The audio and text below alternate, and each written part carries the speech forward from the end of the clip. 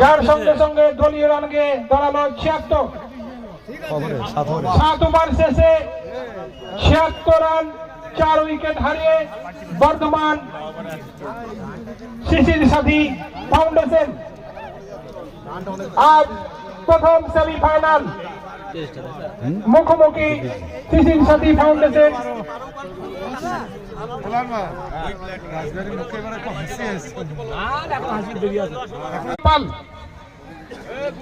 Batting এর জন্য প্রস্তুত জন্টি সরকার।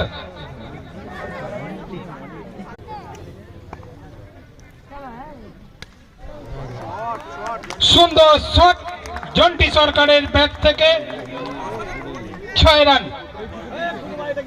সৌভিক পালের